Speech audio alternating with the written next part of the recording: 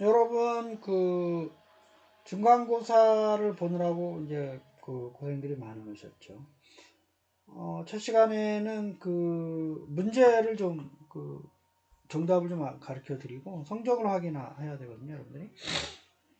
그리고 남은 기간 어떻게 일정을 여러분들이 하셔야 되는지를 좀 말씀을 드리도록 하겠습니다.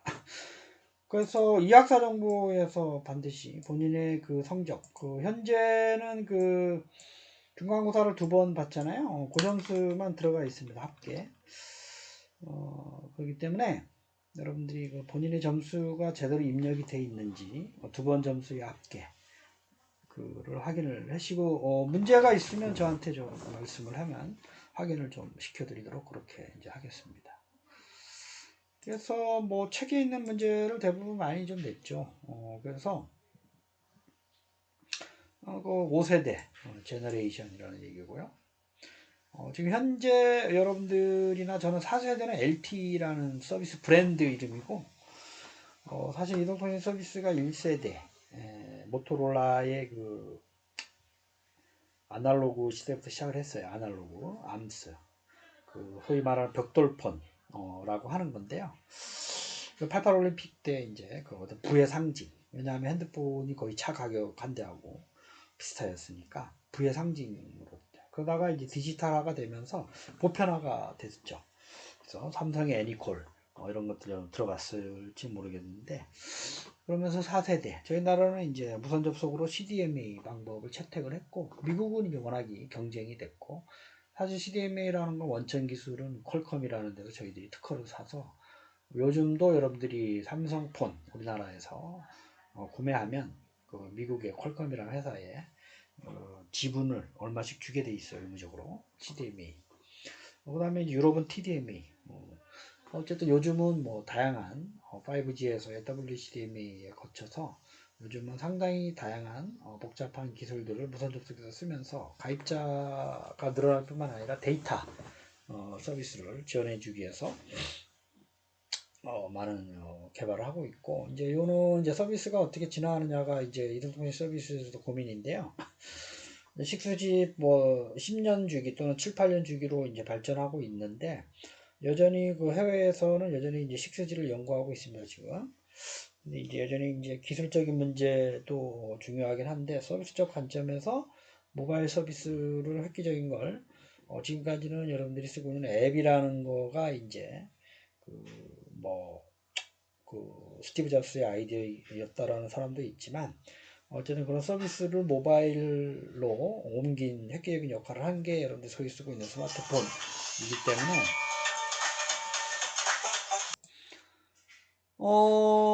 어디까지 5G 그래서 이동통신 진화가 여전히 기술적인 것 무선 기술 그 다음에 서비스 관점에서 계속 연구 개발을 하고 있습니다. 월드와이드웹의 웹의 겁이죠. 부동산과 그 기술을 저희들이 프롭테크, 프로퍼티와 테크놀로지 이런 것들이 이제 융합이라고 보시면 돼요. 대표적으로 금융, 로봇, 빌리, 군사, 정보 뭐 이런 것들 있죠. 사실은 뭐 모든 산업에서의 ICT가 안 들어갈 수가 없는 거잖아요.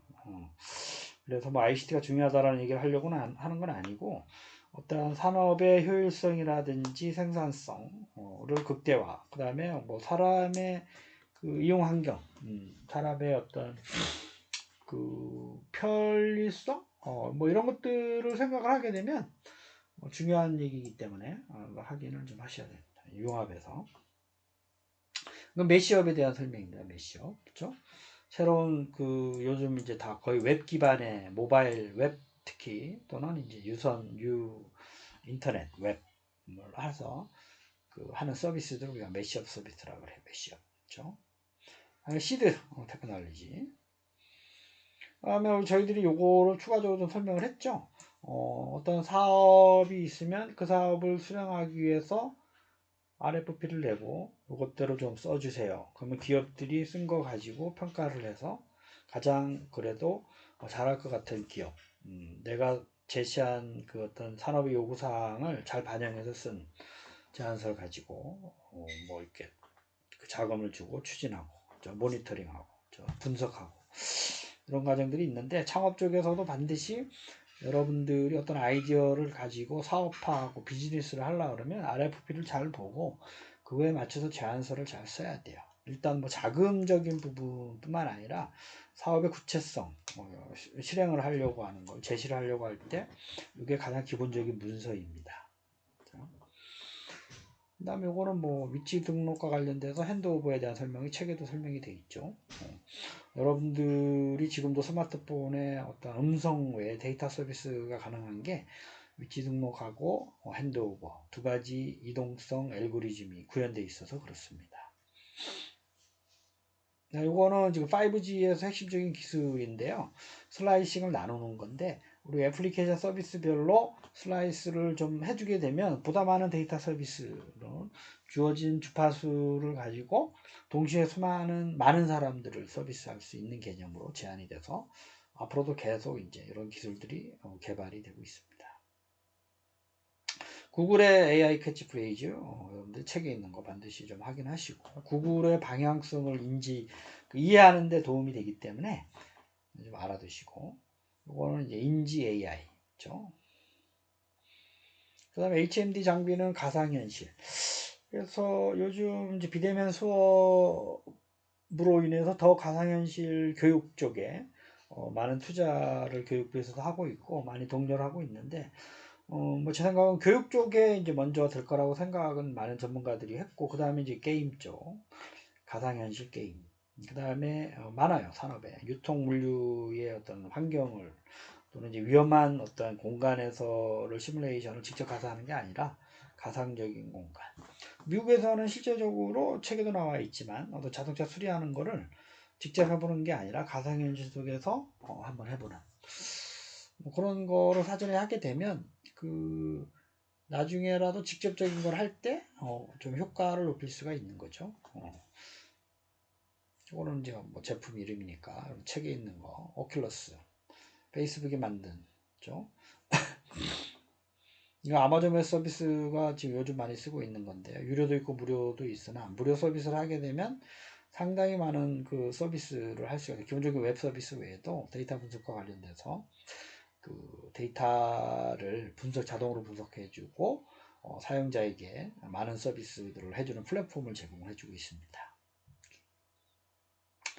하이브리드 클라우드에 대한 거죠. 프라이빗과 퍼블릭의 혼합 형태.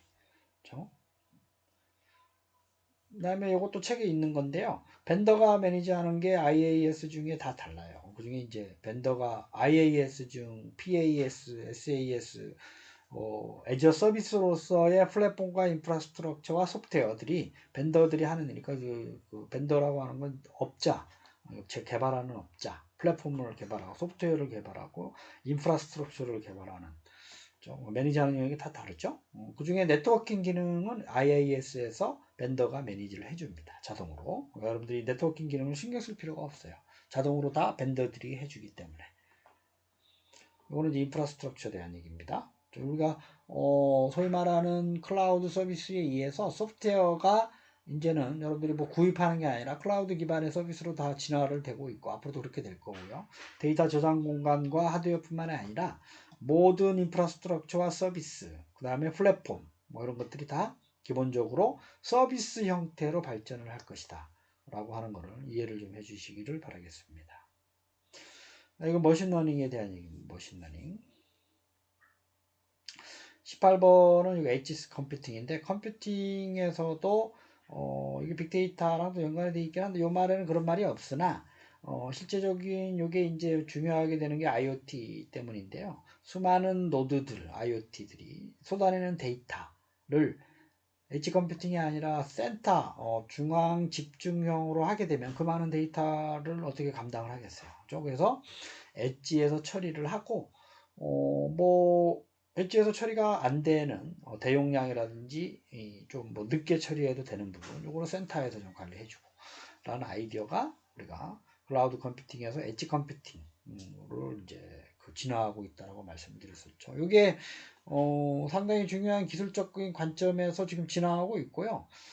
가트너에서도 이게 핵심적인 기술로 지금 얘기를 계속 하고 있고, 자율주행차에서도 엣지에서의 단에서의 처리 기술이 중요하면서 많은 중요한 요인들로 얘기를 하고 있습니다. 요거는 이제 가트너에서 하이프 사이클. 그렇죠? 모든 건 그렇지 않으나 특히 신기술, IT와 관련된 신기술들은 여태까지 보면 가트너에서 만든 건데요. 이렇게 기술이 이제 각광을 받다가 정점에 이르러서, 각광을 받는다는 얘기는 그만큼 수요를 이렇게 하다가 어느 순간에 아이고 뭐 별거 아니네요 하면서 내려오다가 어떤 거는 치고 올라가지만 어떤 거는 계속해서 사라지는 이런 것들이 상당히 많습니다. 신기술 중에는. 그래서 초창기의 기업들은 이렇게 치고 올라가는 이 시점을 잘 예측해서 그 서비스를 개발해서 수익 사업과 연결하는 이런 것들에 대한 관심들이 상당히 많아요. 그 시기적인 거는 예측하기 쉽지 않으나 대부분의 여태까지의 신기술들이 다 그렇게 만들어지고 창출되고 서비스되고 사라지고 있는 길을 걷고 있습니다. 얼마나 빨리 사라지고 얼마나 더 고수익을 이렇게 가느냐가 그 기업의 여러 가지 그 경영 전략에 관련이 돼 있죠. 그렇죠? 신기술은 다 대부분 요 하이프 사이클을 가집니다. 그 다음에 모라백이라는 사람 있죠. 어려운 거는 잘하나 쉬운 건 못하는 거죠. 그렇죠? 그런 것 때문에 이 자율주행차가 상당히 그 기술적 관점에서 어떤 그 고민에 빠져 있는 것 중에 하나입니다. 이 사람이. 그렇죠? 그래서 이거는 뭐 그 마스, 모빌리티, 기본적인 거. 그다음에 이건 또 제품 이름이니까 책에 있는 제품 이름은 중요한 핵심적인 건 여러분들 좀 알아야 돼요. 그렇죠? 자동차에서 이착륙과 관련된 걸 만드는. 그다음에 요 이제 마이크로 모빌리티, 요즘 그 킥보드로 상당히 많이 볼 수가 있는데 마이크로 모빌리티 중에 하나입니다. 영어 문제는 제가 영어로 가르치지 않았으나 여러분들이 기본적으로 개념을 설명했기 때문에 영어적 개념도 좀 알아두셔야 되고, 영어 시간도 아닌데 왜 시험을 내느냐라는 부분이 아니라 특히 ICT 신기술 쪽은 영어를 좀 공부하셔야 돼요. 여러분들이 하기 싫어도 자꾸 관심을 가지고 기본적인 어떤 영어 문법을 해서 읽는 능력은 늘 좀 갖춰야 됩니다. 그런 관점에서 기말고사에도 낼 거기 때문에 틈틈이 영어 공부 좀 해주시고, 디지털 트윈이라는 거는 그 어떤 실제적인 환경에서 이루어지고 있는 거를 가상의 공간에 똑같이 뭐 디지털 쌍둥이라는 말이 있죠. 그래서 가상적인 제품의 서비스의 표현이다. 이걸 알고 계시면 되겠습니다. 이건 스마트 공장에 대한 얘기고요. 그 다음에 이거 외고격 스켈레톤 로봇이라고 하는데 이게 엑소베스트라는 로봇의 이름입니다. 스마트 공장에서 요즘 뭐 사람이 이제 하는 게 점점 줄어들잖아요. 완전 자동화. 테슬라에도 인력은 있긴 하나 제어하는 사람만 있고 완전 공장 자동화를 구현한 대표적인 기업입니다. 로봇도 하는 거예요. 뭐 사람 형태로 생긴 게 아니라 산업용 로봇처럼 하는 것들이. 이게 블록체인이죠. 요즘도 뭐 비트코인 가지고 사회적 문제들이 많이 이제 발생하고 있는데, 기본적인 인프라가 블록체인입니다. 블록체인이라는 게 비트코인에만 적용되는 걸로 오해를 하고 계신 분들이 많은데 그건 아니에요. 상당히 많은 산업이나 영역에서 블록체인 기법이 이게 신뢰성, 보안성, 의 핵심적인 기반이기 때문에 그게 이제 은행에서 지금 먼저 블록체인으로 이제 구현이 돼서 사람들이 그걸 똑같은 걸로 보고 있지만, 실제적인 뭐 물류, 유통, 국방, 뭐 의료, 뭐 그 네트워킹, 소셜 네트워크 구축에도 많이 이제 활용되는 아이디어들이 쏟아지고 있습니다. 대표적으로 이제 피어 투 피어 방법이죠. 이게 포인트 투 포인트, 피어 투 피어. 그 다음에 중장기적인 거는 이제 좀 진화가 된 기술들을 쓰고 있는 거예요. 뭐 하드웨어 자사는 엑스박스, 마이크로소프트사에서 게임과 관련돼서 책에 있는 내용들입니다. 다 제가 만드는 게 아니고 책을 많이 공부하셔야 되겠죠. 많이 읽어보고 정리하고. 그 다음에 이거 ERP인데요. 엔터프라이즈 리소스 플래닝, 경영에서 기본적인 시스템 이름을 얘기를 보통 연상을 하는데, 기업에서 일어나는 모든 회계관리, 뭐 생산관리, 재고관리, 인사관리, 뭐 출금관리, 뭐 모든 A부터 Z까지 다 할 수 있는 시스템. 회사별로 다르기 때문에 환경이나 뭐 프로세스가, 그래서 좀 커스터마이징이라는 말을 써요. 회사에 맞게끔 다 요즘 ERP 솔루션 업체들이 개발을 다 해주고 있습니다. 그 다음에 요거 31번 같은 거는 이제 매칭 문제죠. 제품 이름하고 뭐 데이터.go, 우리나라 데이터.go.kr이지만 공개 데이터. 그 다음에 테스트는 유통은 리테일이란 말 자체가 그런 말이고, 요게 넷플릭스, 뭐 저도 가끔 뭐 컨텐츠를 보긴 하는데, 넷플릭스가 대표적인 오버 더 탑. 미국에서는 지금 그 디즈니랜드하고 넷플릭스가 경쟁을 하고 있어요. 우리나라는 지금 디즈니랜드가 아직 입성을 안 한 것 같은데, 우리나라 토종 넷플릭스 OTT 사업자도 많이 있죠. 오늘 OTT라는 말이 오버 더 탑, 뭐 사업을 추구하는 방향이죠. 그다음 모빌리티 에즈 서비스의 레벨을 좀 이해를 하셔야 되는 거죠. 책에 있는 거를. 이거는 좀 컴패니언, 감성. 그래서 앞으로 어떤 인공지능이 이번에는 물결 자체가 하이프 사이클의 어떤 정점을 갖다 내려가는 그런 사이클이 아니라, 여러 전문가들이 인공지능은 앞으로 계속 필요한 학문이고 기술 개발이 이루어질 것이다. 사람의 생활을 윤택하게 하고 새로운 제품이나 서비스 형태로서의 발전을 앞으로 계속 이어갈 것이다 라고 하는 게 정석이에요.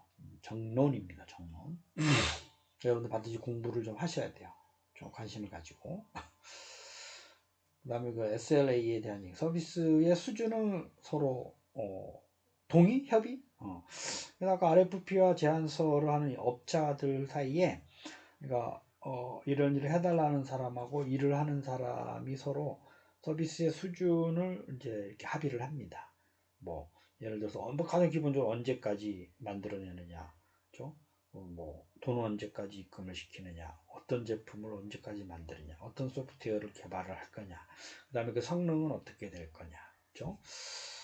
뭐 이런 것들에 대한 거를 상호 합의를 해요. 그래서 나중에 검수 할 때 서로 그걸 가지고 합의된 내용을 가지고 이행을 했느냐 안 했느냐를 상호 논의할 때 쓰는 중요한 자료로 쓰기도 합니다.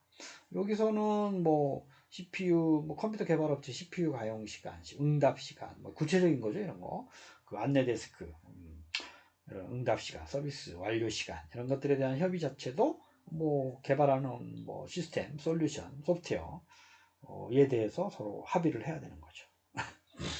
이것도 책에 있는 거죠. 그 DOF에 대해서, 디그리 오브 프리덤. 그다음에 이거 미국 회사. 티팍타라는 구글이 투자하는 머신러닝 업체. 가치 사슬에 대한 얘기입니다. 이게. 그죠? 그래서 저희들이 IT 융합과 물론 창업을 같이 얘기하기는 좀 시간적 여유는 없으나, 창업 쪽에서는 요 밸류 체인, 비즈니스 모델, 그 다음에 뭐 저희들이 얘기했었던 서비스 레벨 어그리먼트, 그 다음에 RFP, 제안서, 뭐 이런 것들이 다 여러분들이 좀 생각을 하셔야 되는 창업과 관련된 얘기입니다. 가치 사슬이라고 하는 게 재료를 구입해서 생산하고 가공하고 유통하고 물류를 거쳐 최종 소비자에 이르기까지 어떠한 그 구성 요소들이 참여를 하고, 거기서 어떻게 그 부가적인 그 가치를 더 붙여서 그 제품이나 서비스를 흘러가게 하느냐. 쉽게 얘기하면 뭐 라면을 예를 들면 라면 농심에서 요 안성의 농심에서 밀가루 사다가 가공을 해서 팔고, 그 다음에 유통업체들하고, 그 다음에 롯데마트, 이마트 다 넣고, 이런 흐름을 좀 생각을 해보세요. 그러면 밀가루에 얼마를 구입해서 만드는데 사람이 들어가고, 뭐 기계가 들어가고, 전기료 들어가고, 수조세 들어가고, 그렇죠? 그러면 또 라면 얼마나 만들고, 그렇죠? 그래서 뭐 얼마에 또 그 갖다가 이제 마트에 진열을 하고, 그렇죠? 그 생선 소비자가 내는 100원이 역으로 그 중간 도매상, 그 다음에 시작해 유통업체, 물류업체, 뭐 다 생산자에 이르기까지 그 현금의 흐름은 역으로 가죠, 역으로. 그렇죠? 이런 것들을 종합적으로 분석하는 게 요 가치 사슬입니다. 가치가 어떻게 서로 연결이 되어 있느냐. 그렇죠? 그런 것들이 있고, 뭐 이것도 책에 있는 것들이니까. 그래서 문제를 답을 아마 이 에드모드에서는 확인이 안 되는데, 그래서 지금 그 아이타 융합 요 파일을 보시면 요 파일은 뭐 에드모드에도 있고요. 여러분들이 성적을 좀 확인할 수가 있어요. 학번이 있으니까 여러분들 본인 것만 확인하고 본인의 요게 보면 그 요게 도수분포표인데요. 51에서 55점 사이가 2명 있다 이런 얘기입니다. 요거는 46점에서 50점 사이가 7명 있다는 거고. 그렇죠? 그래서 지금 36명의 40%를 A를 줄 수가 있는데요. 코로나로. 14명인데요. 이게 9명, 그다음에 여기서 5명 순서대로. 요것만 가지고. 그래서 지금 이 프로필 관점이 요 학생이 있는데 요거는 사진을 안 올리면 계속 관점이 되기 때문에 유의하시기를 좀 당부를 드리고. 그래서 지금 어쨌든 이제 뭐 중간고사는 그렇게 하고 앞으로 남아있는 것들이 있잖아요. 그래서 기말고사 2번, 그 다음에 출석도 여러분들이 이 클래스에서 입력되어 있는 출석으로 반영을 합니다. 이학사 정보가 아니라. 그래서 이렇게 보면 그 주차별로 다 들은 거는 시커먼 동그라미, 이거 안 들었잖아요. 그렇죠? 이거 이제 1점 감점 뭐 이렇게 되는 겁니다. 그 다음에 뭐 듣고 안 듣고 하게 되면 요거는 4분의 2점 감점 뭐 이렇게. 이거 전혀 안 들었네요. 뭐 그렇게 되는 걸 유념을 하시고 성적이나 그 어떤 주어진 주차의 출석을 반드시 좀 해주세요. 그렇죠? 이상이 있으면 제 전화번호나 이메일로 좀 연락을 좀 주시고 그 다음에 뭐 여기서 보면 그 뭐 이런 것도 에드모드에서 여러분 티처 모드에서 뭐 이렇게 평균, 중앙값, 뭐 높은 점수 확인할 수. 이건 좀 많이 틀린 거네요. 영어가 좀 많이 그렇죠?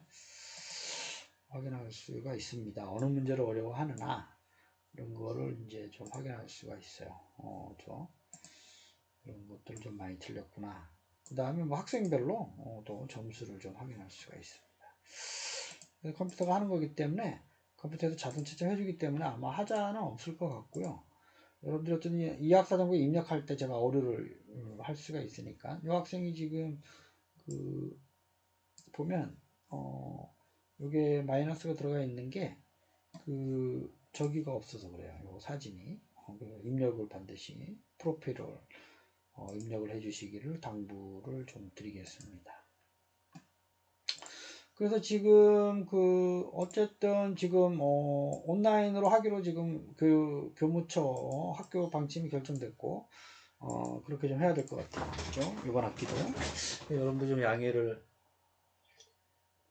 좀 당부를 드리고 그 앞으로 한 5-6번 동안 주어진 시간에 그 수업을 듣는 거하고 기말고사도 2번 볼 거라는 거 유념하시고 그 다음에 언제든지 질문하시고 뭐 그렇게 해주시기를 당부의 말씀을 드리겠습니다.